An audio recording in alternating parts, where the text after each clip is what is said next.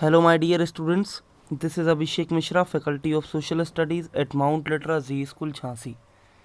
In this video, we are going to study Class 9th Political Science, Chapter number 2, Constitutional Design. So, in my last video, we had seen the first reason why we accept the freedom of our country without any questioning. In this video, we are going to consider the second reason for accepting the Constitution.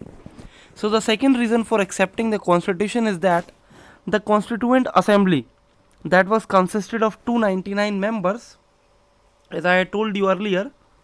So this assembly was represented by the people of India.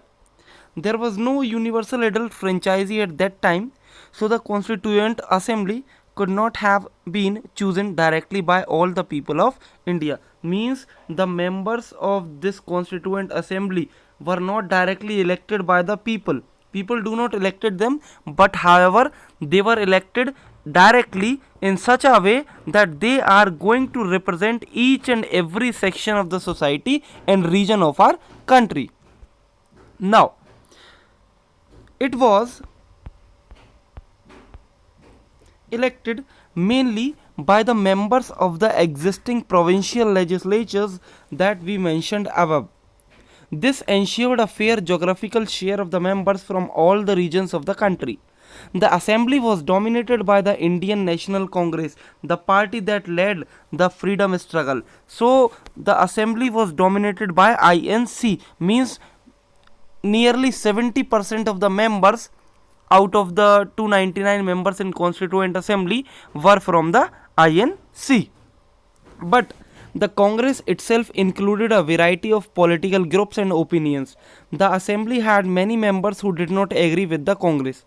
So there was chaos inside the assembly also. There were so many members who fought against themselves, and then they took a suggestion and a solution to implement the rules and regulation.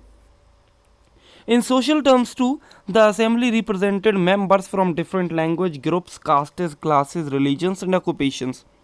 Even if the Constituent Assembly was elected by universal adult franchisee, its composition would not have been very different. Means when the people might have elected the members, so the composition was not going to be as much different as it was when they were elected by the provincial legislature.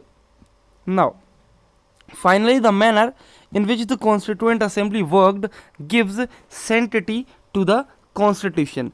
Constituent Assembly worked in a systematic, open and consensual manner. Now, what is consensual manner?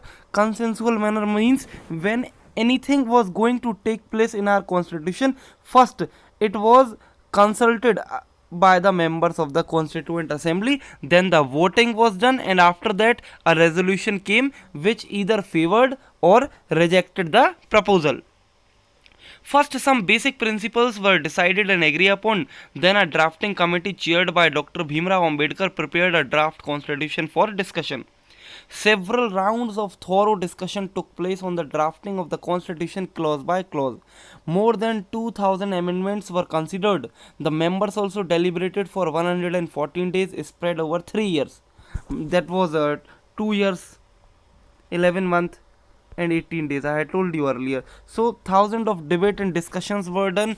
Nearly 2000 amendments were done, then considered, and then when the members deliberated for 114 days, they defined each and everything that they included in the constitution, and every document and every word was spoken in the Constituent Assembly was recorded and preserved. So these are called the Constituent Assembly debates. When these printed, these debates were consisted of 12 bulky volumes. These debates provide the rationale behind every provision of the Constitution. These are used to interpret the meaning of the Constitution. When each and everything has been recorded, it means as and when any confusion arises, so directly we can see the reason by that topic has been taken in our Constitution. Here I am ending my video right now. This topic I will cover in my next video. Till then, thank you, goodbye, God bless.